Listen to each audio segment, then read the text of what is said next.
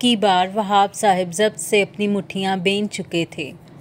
پارس کی ڈاکومنٹیشن کا تھوڑا سا کام رہتا ہے جو میں سعودیہ جانے سے پہلے مکمل کروا لوں گا۔ پھر جس دن میری سعودیہ کی فلائٹ ہوگی اسی دن پارس کی امریکہ کی فلائٹ ہوگی۔ وہاب صاحب نے حتمی فیصلہ سنایا اور اپنے کمرے کی جانب چل دیے۔ نہیں جانے دوں گی میں اسے، اپنے بیٹے کی زندگی نہیں تباہ کرنے دوں گی۔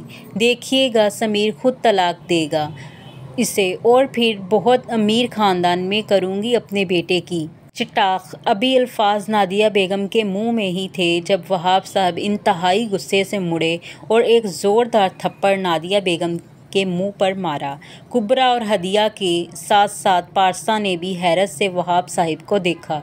پارس اگلے مہینے ہی امریکہ سمیر کے پاس جائے گی، دیکھتا ہوں ایسا ہونے سے کون روکتا ہے۔ وہاب صاحب اتنا کہہ کر زاروں کی طرح روتی ہوئی نادیہ بیگم کو چھوڑ کر وہاں چلے گئے۔ امی کبریٰ نے آگے بڑھ کر نادیہ بیگم کے کندھے پر اپنا ہاتھ رکھا، جسے بری طرح جھٹک کر نادیہ بیگم پارسا کے پاس آئیں اور انتہائی زور سے اسے اس کے بالوں سے پکڑ لیا۔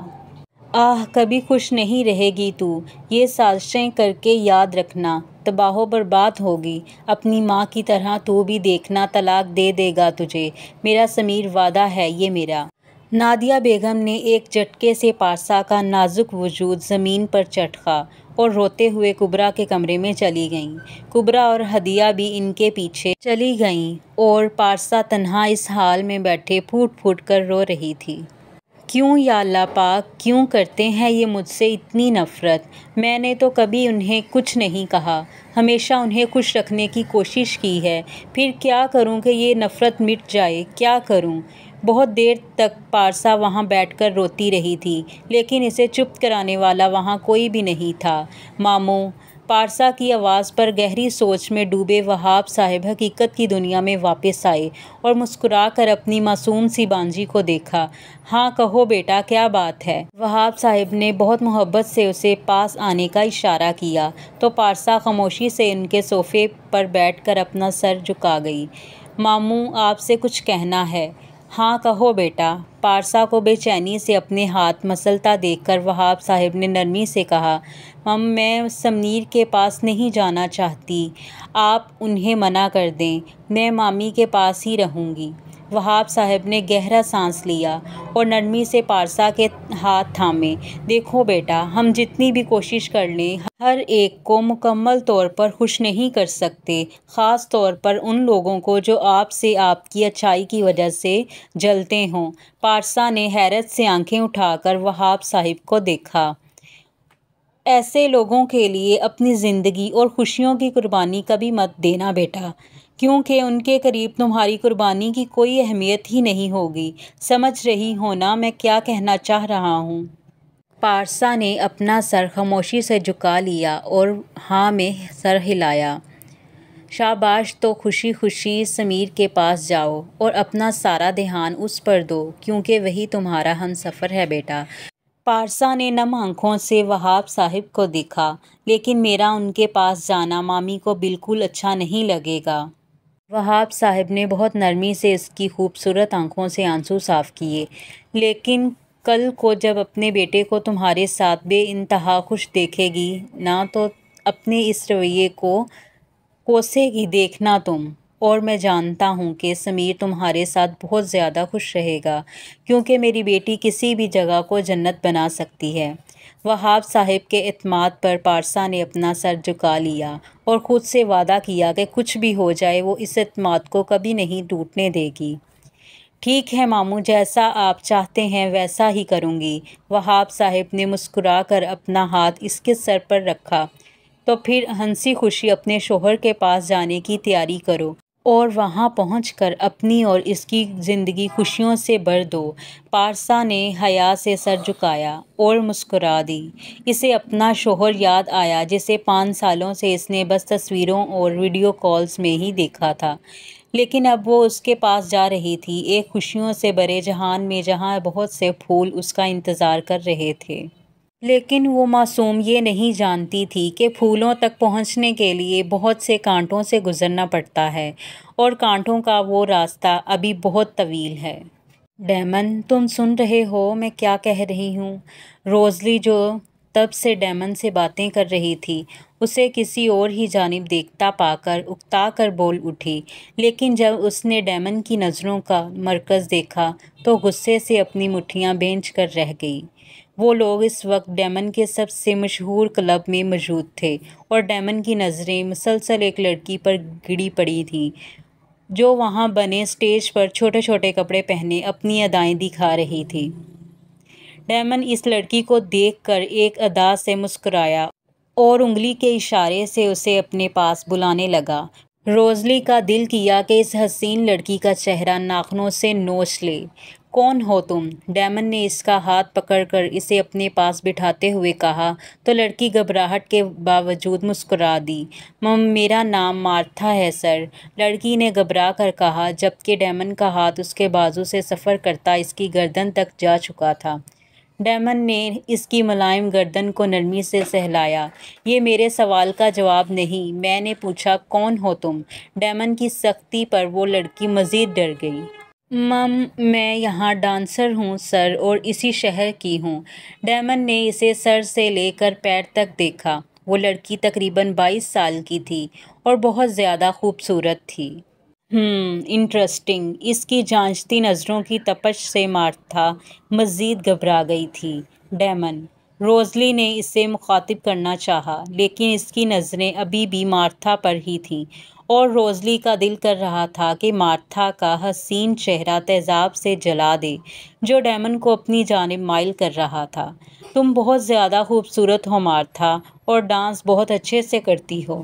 ڈیمن کے تعریف پر مارتھا ادا سے مسکرا دی اور روزلی اپنی مٹھیاں ضبط سے بھیند چکی تھی۔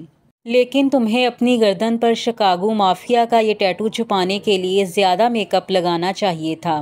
ڈیمن نے مسکرا کر اتنا کہا تو مارتھا کی آنکھیں حیرت سے پھیل گئیں، لیکن اگلے ہی لمحے اس کی نازک گردن ڈیمن کی مٹھی میں تھی۔ تمہیں کیا لگا میرے دشمن کے ہاں سے آ کر ڈیمن کی جاسوسی کرو گی اور مجھے پتہ بھی نہیں چلے گا؟ مارتھا سانس لینے کی غرض سے اب ڈیمن کی گرفت میں پھڑ پھڑا رہی تھی، لیکن ڈیمن اپنا دباؤ مزید بڑھا چکا تھا۔ اسے مجھے دو ڈیمن، اس دن کو کوسے گی جس دن یہ پیدا ہوئی، روزلی نے دانت پیس کر کہا، لیکن ڈیمن جواب میں مسکرا دیا۔ یہ کام تم سے بہتر کر سکتا ہوں روزلی۔ تو کیا کہتی ہو مارتھا، کیسے مرنا چاہو گی تم؟ ڈیمن کے پوچھنے پر مارتھا خوف سے کانپنے لگی۔ وہ جانتی تھی کہ اس کی موت کا وقت آ چکا ہے، لیکن پھر بھی ہمت کرتے ہوئے ڈیمن سے دور ہوئی اور اپنی بندوق نکال کر اس پر تان دی۔ روزلی کے ساتھ ساتھ باقی گارڈز نے آگے ہونا چاہا، لیکن ڈیمن انہیں ہاتھ کے اشارے سے روک دیا۔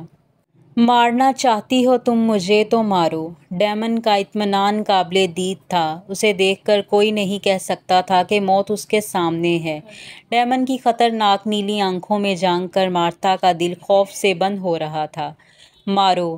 ڈیمن کے چلانے پر مارتھا کے ہاتھ خوف سے کانپ اٹھے اور پھر اس نے وہ بندوق اپنی ہی کن پٹی پر رکھ کر گولی چلا دی۔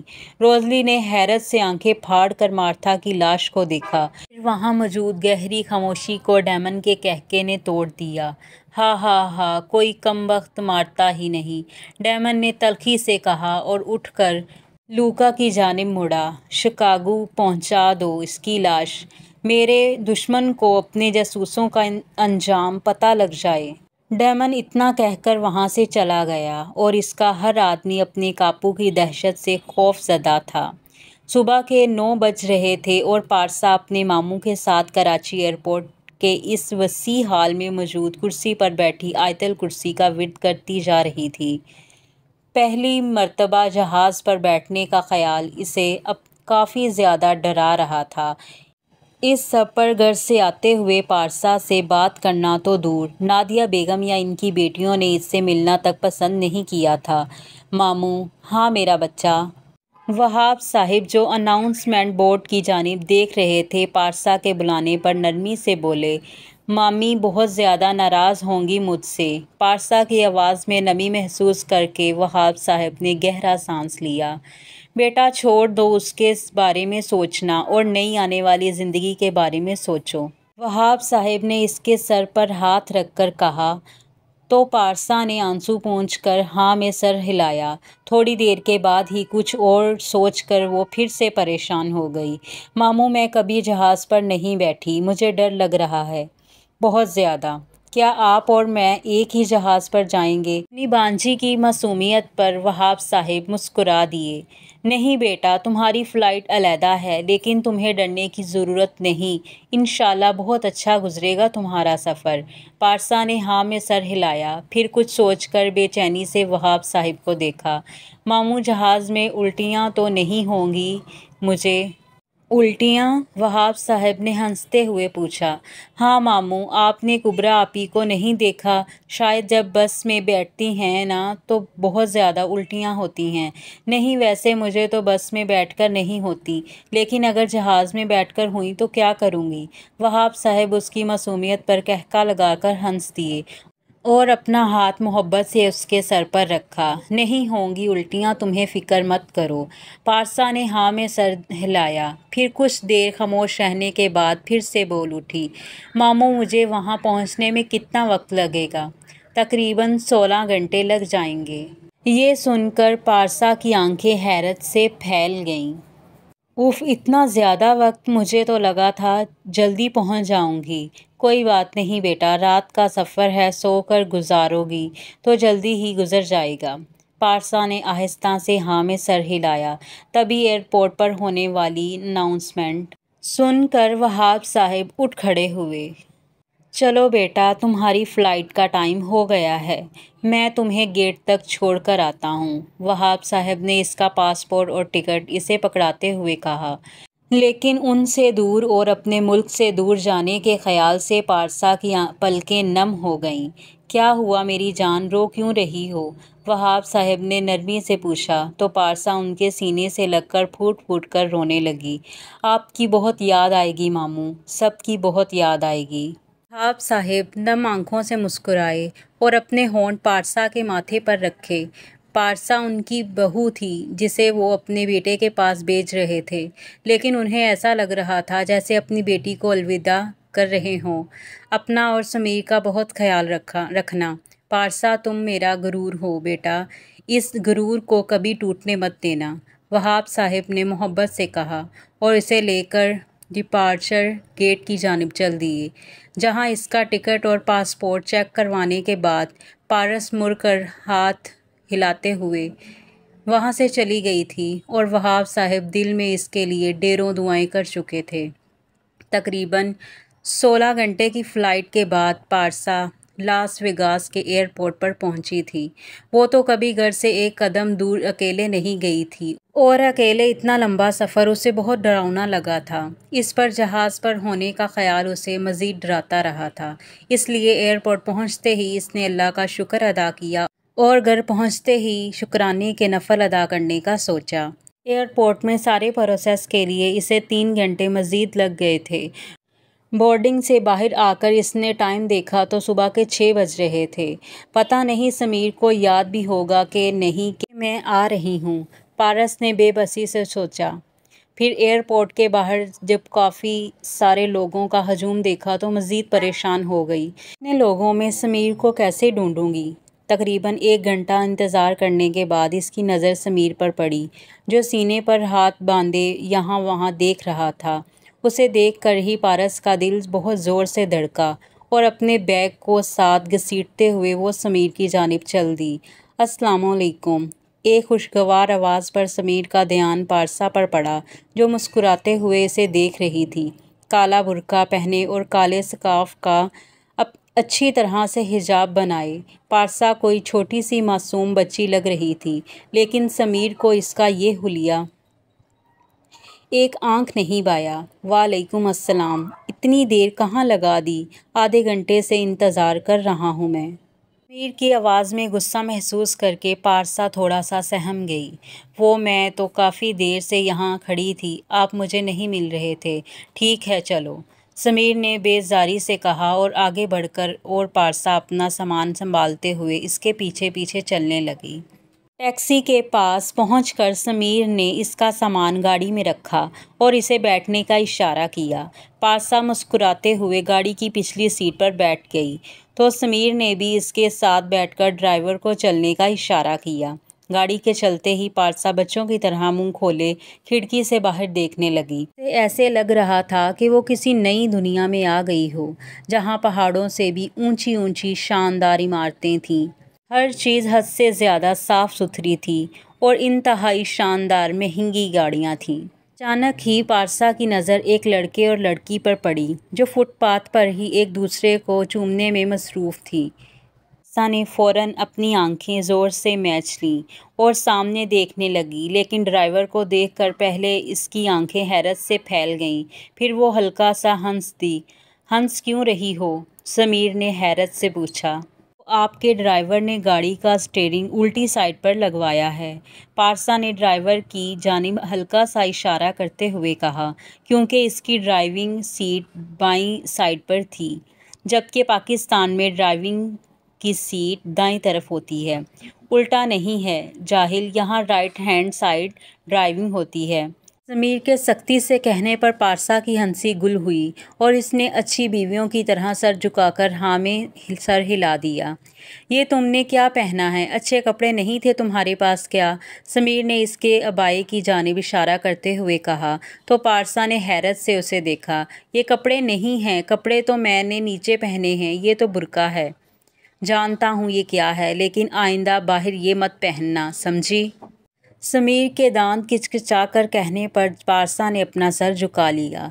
इसके बाद समीर अपने मोबाइल में मसरूफ़ हो गया और पारसा बस अपने हाथ मसलते हुए ये सोचने लगी कि इसने ऐसा क्या किया था जिसकी वजह से समीर इतने गुस्से में था। अचानक ही गाड़ी रुकी तो समीर गाड़ी से निकला और पारसा भी इसके पीछे गाड़ी से निकल आई। ड्राइवर को पैसे देने के बाद समीर ने पारसा का सामान पकड़ा और इसे अपने साथ आने का इशारा किया। समीर 10 फ्लोर वाली बिल्डिंग के 7वें फ्लोर पर रहता था। चूँकि इस अपार्टमेंट का किराया कम था तो बिल्डिंग में लिफ्ट की सहूलत नहीं थी और इतनी सीढ़ियां चढ़कर पारसा का सांस बुरी तरह फूल चुका था। ये अपार्टमेंट नंबर 34 मेरा घर है, कभी बाहर जाओ तो किसी और के घर में मत घुस जाना, समीर ने पारसा को बताया। लेकिन समीर का हमारे घर की बजाय मेरा घर कहना पारसा के दिल पर लगा था। फिर भी इसने अच्छी बीवियों की तरह सर हाँ में हिलाया। अपार्टमेंट के अंदर दाखिल होकर पारसा की आंखें हैरत से फैल गईं। वो अपार्टमेंट काफ़ी छोटा था, जिसमें एक ही कमरा, एक किचन जो कि हॉल में था और कमरे के साथ अटैच बाथरूम था। लेकिन पूरा घर इस वक्त काफ़ी ज़्यादा गंदा हुआ था। फ्रिज में तुम्हें कुछ ना कुछ खाने को मिल जाएगा, जो तुम्हारा दिल करे बनाकर खा लेना। मुझे काम है, इसलिए आते हुए देर हो जाएगी। और हाँ, सबसे अहम बात, बाहर मत निकलना, गुम हो गई तो मैं क्या जवाब दूंगा बाबा को? पारसा ने फ़ौरन हाँ में सर हिला दिया। आप फिक्र मत करें, मैं कहीं नहीं जाऊंगी। समीर इस बात में सर हिलाकर घर से बाहर निकल गया तो दरवाजे को अच्छी तरह लॉक करके पारसा ने गहरा सांस लेते हुए छोटे से अपार्टमेंट को देखा जो अब इसका घर था। लगता है काम से काफ़ी थक कर आते होंगे, इसलिए सफाई नहीं कर पाते, लेकिन कोई बात नहीं, मैं आ गई हूँ ना, अब उन्हें घर का कोई काम करने नहीं दूंगी, पारसा ने मुस्कुरा कर खुद से कहा और फ्रिज में से पिज़्ज़ा निकाल कर ओवन में गर्म करके खाया और फिर आम से कपड़े पहनकर पूरा घर साफ करने लग गई। वो काफ़ी ज़्यादा थकी हुई थी, लेकिन समीर के आने से पहले हर चीज़ परफेक्ट करना चाहती थी, इसलिए बिना किसी वक्फे के काम करके इसने घर का कोना कोना चमकाया और फिर फ्रीज़र से चिकन निकालकर अच्छी सी बिरयानी बना दी। वैसे तो सब कहते थे कि पारसा खाना बहुत अच्छा बनाती है, लेकिन उसकी बिरयानी तो सबसे ज़्यादा मशहूर थी। बस वो ये चाहती थी कि समीर को भी वो बहुत अच्छी लगे। सारा काम ख़त्म करने के बाद उसने नहाकर एक गुलाबी सूट पहना और अपने लंबे बालों की चोटी बनाकर दुपट्टा सलीके से सर पर लिया और आंखों में हल्का सा काजल डाल लिया। इसकी नज़र एक लिपस्टिक पर पड़ी जो इसे हदिया ने दी थी, तो उंगली से वो लिपस्टिक अपने गुलाबी होंठों पर हल्की हल्की सजा ली। इतनी सी तैयारी से ही वो मासूम सी गुड़िया लगने लग गई। تبھی دروازہ کھلنے کی آواز پر وہ جلدی سے دروازے کی جانب گئی۔ السلام علیکم، سمیر کو دیکھتے ہی پارسا نے کہا۔ وعلیکم السلام۔ سمیر نے ایک نگاہ صاف ستھرے گھر کو دیکھا اور دوسری نگاہ پارسا پر ڈالی جو ہاتھ باندھے اس کے سامنے کھڑی تھی۔ آپ کے لیے کھانا لگاؤں؟ میں نے بریانی نہیں کھا کر آیا ہوں۔ مجھے بھوک نہیں، تم کھا لو، میں سونے جا رہا ہوں، سمیر نے کافی بے رخی سے کہا اور اٹھ کر کمرے کی جانب چل دیا۔ اس کی یہ بے رخی پارسا کے معصوم دل کو بہت بری طرح سے توڑ چکی تھی۔ سنو جی، سمیر نے کمرے کے دروازے میں پہنچ کر اسے پکارا تو وہ جلدی سے مڑی۔ یہاں ایک ہی کمرہ ہے اور مجھے اپنا کمرہ کسی سے بھی شیئر کرنے کی عادت نہیں ہے، اسی لیے تم ہال میں سو جایا کرنا اور اپنا سامان بھی یہیں رکھ لو۔ سمیر کی بات پر پارسا حد سے زیادہ حیران ہوئی۔ میں یہاں کیوں، کوئی مسئلہ ہے؟ پارسا نے فوراً انکار میں سر ہلایا اور زبردستی اپنے آنسو پینے لگی۔ سمیر نے کمرے میں جا کر دروازہ بند کر لیا اور پارسا صوفے پر بیٹھ کر خاموشی سے آنسو بہانے لگی۔ وہ سمیر کی بے رخی کی وجہ سمجھ نہیں پا رہی تھی۔ کیا وہ اسے اچھی نہیں لگی تھی؟ اس سے ایسی کون سی خطا ہو گئی تھی جس کی وجہ سے سمیر اس کی جانب دیکھ بھی نہیں رہا تھا؟ یہ سوچیں ذہن میں آتے ہی پارسا کو اپنا وجود برا لگنے لگا۔ اچانک ہی دروازہ کھلنے کی آواز پر پارسا نے جلدی سے اپنے آنسو پونچھ لیے۔ لو بابا سے بات کر لو، صبح سے کئی بار تمہارے بارے میں پوچھ چکے ہیں۔ سمیر پارس کو موبائل پکڑا کر واپس کمرے میں چلا گیا۔ السلام علیکم ماموں۔ پارسا اپنی آنسوؤں سے تر آواز کو جس قدر چھپا سکتی تھی اس نے چھپایا۔ کیسی ہو ماموں کی جان؟ وہاب صاحب کے بہت محبت سے پوچھنے پر دو آنسو پارسا کی آنکھوں سے بہہ نکلے۔ بالکل ٹھیک ماموں، آپ کیسے ہیں؟ پارسا نے نم آنکھوں کے باوجود مسکرا کر پوچھا۔ میں تو بالکل ٹھیک ہوں بیٹا، لیکن آپ بتاؤ سب کیسا ہے؟ سمیر خیال تو رکھ رہا ہے نا تمہارا؟ تم خوش تو ہو نا؟ پارسا اپنے ماموں کی آواز میں چھپی بے چینی محسوس کر سکتی تھی۔ جی ماموں، سب ٹھیک ہے، سمیر بہت اچھے ہیں اور میں بہت خوش ہوں۔ پارسا نے ہنستے ہوئے جھوٹ کہا جبکہ سچائی آنکھوں سے بہتی جا رہی تھی۔ شکر ہے اللہ کا، ویسے بھی مجھے پورا یقین ہے کہ اگر کچھ اچھا نہ بھی ہو تو میری بیٹی اسے اچھا بنا لے گی، وہ بہت سمجھدار اور اچھی بچی ہے، وہاب صاحب نے محبت سے کہا۔ چلو بیٹا آپ آرام کرو، وہاں کافی رات ہوگی، پھر بات کروں گا میں انشاءاللہ، وہاب صاحب نے پر اطمینان ہو کر کہا اور فون بند کر گئے۔ پارسا پہلے تو روتی رہی، پھر اپنے آنسو پونچھ کر کمرے کے دروازے کی جانب چل دی۔ اس کے دروازہ کھٹکھٹانے کے تھوڑی دیر ہی سمیر نے دروازہ کھول دیا۔ آپ کا موبائل؟ پارسا نے موبائل آگے بڑھا کر کہا، جسے سمیر نے تھاما اور ہلکا سا تھینک یو کہہ کر دروازہ پھر سے بند کر دیا۔ وہ صاف کیے آنسو پھر سے بہنے لگے، لیکن اب کی بار انہیں صاف کر کے پارسا نے خود سے وعدہ کیا تھا کہ وہ سمیر کے دل میں جگہ بنا کر رہے گی۔ جیسا سمیر چاہتا تھا ویسی بن جائے گی، لیکن اس کی محبت اور توجہ کا مرکز بن کر رہے گی۔ باس، ہمیں کار سکریپ میں مارتھا کی لاش ملی ہے، اس آدمی نے سہمتے ہوئے اس شخص کو بتایا جو اپنا دھیان سنوکر کی میز پر جمائے پول کھیلنے میں مصروف تھا، لیکن یہ بات جاننے کے باوجود ایسے خاموش تھا جیسے اس سب سے کوئی فرق ہی نہ پڑا ہو۔ وہ تو بس سامنے موجود گیند کا نشانہ لے رہا تھا۔ باس، وہ کہہ رہا ہے کہ ڈیمن نے مارتھا کو مار دیا۔ دوسرے آدمی کو جب لگا کہ اس نے سنا ہی نہیں تو وہ وضاحت کرنے لگا، لیکن اس کے بولنے کی وجہ سے اس آدمی کا نشانہ خطا چلا گیا اور گیند سوراخ میں جانے کی بجائے اپنی جگہ بدل گئی۔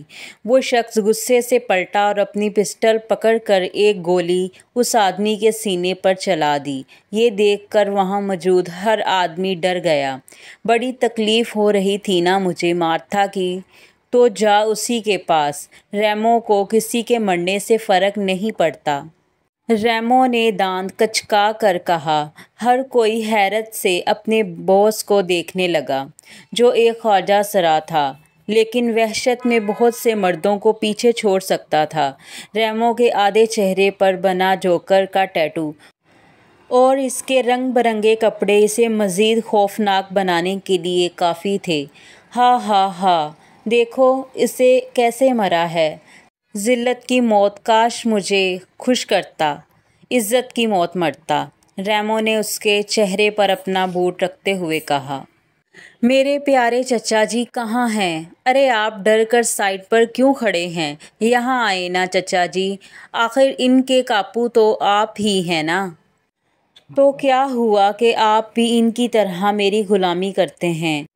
اپنی بات کہہ کر ریمو کہکا لگا کر ہنسنے لگا اور اس کا چچا مارشل ڈرنے کے باوجود مسکرا دیا۔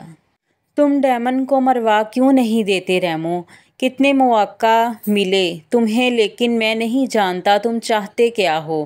اپنے چچا مارشل کی بات پر ریمو نے بھویں اچکا کر اسے دیکھا۔ میری خواہش پر سوال اٹھا رہے ہیں چچا؟ ریمو کا خطرناک مسکراتا چہرہ دیکھ کر مارشل گھبرا گیا۔ نہیں ریمو، میں تو ہا ہا ہا، کتنا ڈرتے ہو تم چچا۔ کیا کاپو بنو گے؟ اگر میں خواجہ سرا نہ ہوتا تو تمہیں شکاگو کے ساتھ ساتھ ہر شہر پر حکومت کر کے بتاتا کہ خوف کہتے کسے ہیں، ریمو نے مسکرا کر کہا اور پھر بازو پھیلا کر گھومتے ہوئے بولا۔ ہاں مار سکتا ہوں ڈیمن کو اگر چاہوں تو، لیکن میں اس کی موت ہی تو نہیں چاہتا، پل پل مرتے دیکھنا چاہتا ہوں اسے، وہ چھیننا چاہتا ہوں اس سے جو اسے سب سے زیادہ عزیز ہو۔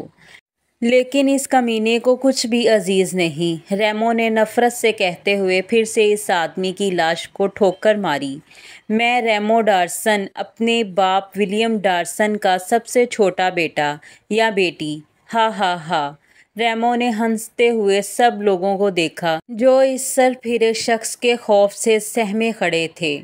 میرے سے بڑے 2 بھائی اور 1 بہن تھی جنہیں میرے باپ نے بہت پیار کیا، لیکن جب میں پیدا ہوا تو سب سے چھپا دیا مجھے کیونکہ میں خواجہ سرا تھا۔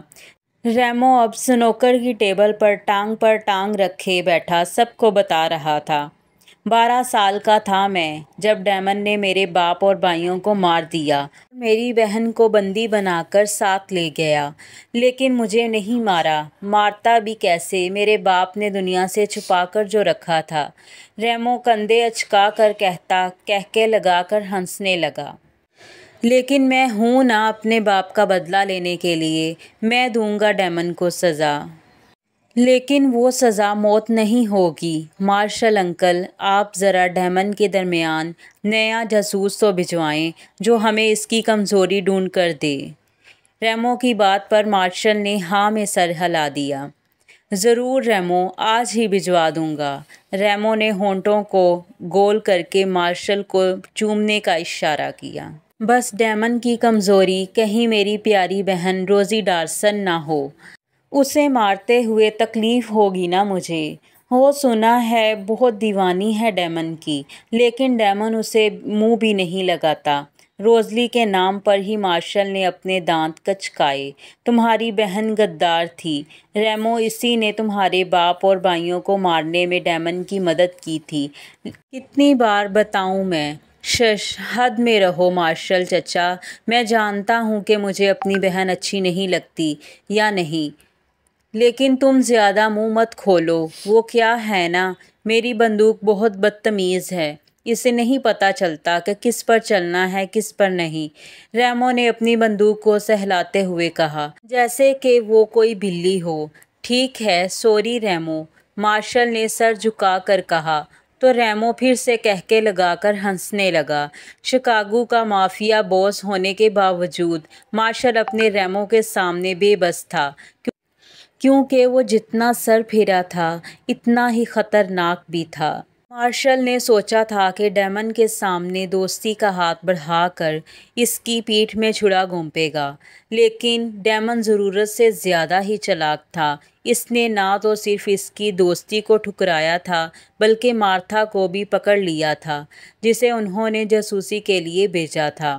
ڈیمن بہت چالاک تھا، اس نے نہ تو صرف اس کی دوستی کو ٹھکرایا تھا بلکہ مارتھا کو بھی پکڑ لیا تھا، جسے انہوں نے جاسوسی کے لیے بھیجا تھا۔ ڈیمن بہت چالاک تھا لیکن پھر بھی اپنے سب سے بڑے دشمن ریمو سے بے خبر تھا، جو بس ڈیمن کی کمزوری کی تلاش میں گات لگائے بیٹھا تھا۔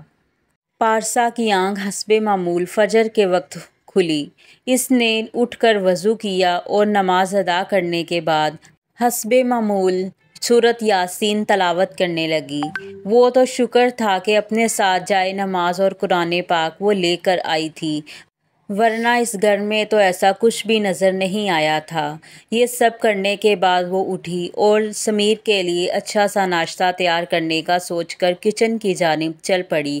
فریج میں کچھ زیادہ تو نہیں تھا لیکن اتنا سب ضرور تھا کہ تھوڑی ہی دیر میں وہ آملیٹس کے ساتھ ٹوسٹ، چائے اور پراٹھے بنانے میں کامیاب ہوئی تھی۔ اب بس اسے سمیر کے اٹھنے کا انتظار تھا۔ پارسا نے مسکراتے ہوئے اپنا حلیہ ٹھیک کیا اور دوپٹہ سر پر لینے کی بجائے سینے پر پھیلا لیا۔ آخر وہ اپنے محرم کے گھر تھی، اس کی نظروں میں آنے کے لیے وہ اتنا تو کر سکتی تھی۔ اچانک بیل بجنے کی آواز پر پارسا حیران ہو کر دروازے کی جانب بڑھی، لیکن اس سے پہلے ہی سمیر آگے جا کر دروازہ کھول چکا تھا۔ سمیر کے دروازہ کھولتے ہی ایک سنہرے بالوں والی خوبصورت سی لڑکی اس کے گلے سے لگ گئی اور انتہائی تیزی سے انگلش میں کچھ کہنے لگی۔ پارسا کا دل بہت زور سے دھڑکنے لگا۔ اپنے شوہر کو کسی اور کے قریب دیکھنا اس کے دل کی کئی ٹکڑوں میں تقسیم کر رہا تھا۔ اس لڑکی کی نظر پارسا پر پڑی تو اس نے اپنی سنہری آنکھیں چھوٹی کر کے اسے گھورا۔ یہ کون ہے سیم؟ اینا کے سوال پر سمیر نے تھوک نگل کر پارسا کو دیکھا، جو آنکھیں بڑی کیے ان دونوں کو دیکھ رہی تھی۔ کزن ہے میری۔ سمیر کا اسے اپنی بیوی کی بجائے کزن کہنا پارسا کو مزید دکھی کر گیا۔ اوہ کیوٹ ہے، اینا نے اسے سر سے لے کر پیر تک دیکھ کر کہا۔ تو ہم چلتے ہیں، تمہیں کچھ بہت خاص بتانا ہے، اینا باقاعدہ سمیر کو اپنے ساتھ کھینچتے ہوئے کہہ رہی تھی۔ تم ویٹ کرو، میں 2 منٹ میں آتا ہوں۔ اینا نے ہاں میں سر ہلا دیا اور وہاں سے چلی گئی۔ سمیر پارسا کی جانب مڑا تو ایسے لگ رہا تھا کہ وہ ابھی بے ہوش ہو جائے گی۔ یہ کون تھی سمیر؟ پارسا نے گھبرا کر پوچھا۔ دوست ہے، سمیر نے جیکٹ پہنتے ہوئے عام سے انداز میں کہا۔ دوست ہے تو آپ کے گلے کیوں لگ رہی تھی ایسے؟ پارسا کے سوال پر سمیر غصے سے اس کی جانب مڑا۔ او کم آن، اب شروع ہو جاؤ، چھوٹی سوچ والی بیویوں کی طرح شک کرنا۔ یہ پاکستان نہیں ہے بیبی، یہ امریکہ ہے۔ یہاں لوگ آپس میں ایسے ہی ملتے ہیں اور کسی کو بھی برا نہیں لگتا۔ سمیر غصے سے چلایا تو پارسا نے سہم کر اپنے شوہر کو دیکھا۔ وہ اسے بتانا چاہتی تھی کہ وہ چاہے وہ کہیں بھی رہیں لیکن انہیں کم از کم وہ تعلیمات تو نہیں بھولنی چاہیے تھیں جو انہیں ان کا دین سکھاتا تھا، مگر وہ خاموش رہی کیونکہ وہ جانتی تھی اس وقت اس کا کچھ بھی کہنا سمیر کو مزید غصہ دلائے گا۔ آپ نے اسے یہ کیوں کہا کہ میں آپ کی کزن ہوں؟ بیوی ہونے کا کیوں نہیں بتایا؟ پارسا نے سر جھکا کر سوال پوچھا، لیکن اس کے سوال پر سمیر کا ہنسنا اسے مزید شرمندہ کر چکا تھا۔ سیریسلی، پہلے ایسی ہو جاؤ کہ تمہیں اپنی بیوی کے طور پر انٹروڈیوس کرواتے ہوئے مجھے شرمندگی کا سامنا نہ کرنا پڑے۔ اپنی تذلیل پر بہت سے آنسو پارسا کی آنکھوں سے بہے تھے، لیکن پھر بھی وہ اپنے شوہر کی نگاہ میں اچھا بننا چاہتی تھی۔ وہی تو اس کا سب کچھ تھا۔ آپ بتائیں کیسی بنوں میں؟ ویسا بننے کی ہر ممکن کوشش کروں گی۔ پارسا کی بات پر سمیر کے ہونٹوں پر طنزیہ مسکان آئی۔ تم مر کر پھر سے پیدا ہو جاؤ نا تو پھر بھی ایسی نہیں بن سکتی۔ اس کی ذات کو اپنے الفاظ سے مکمل طور پر کچل کر سمیر وہاں سے چلا گیا، اس بات سے بے خبر کہ اس کی باتوں نے ایک معصوم دل کو بہت بری طرح سے توڑا تھا۔ اور دوسری قسط کا اختتام یہیں پر ہوتا ہے اور نیکسٹ ایپیسوڈ کا آپ کو لنک ڈسکرپشن میں مل جائے گا۔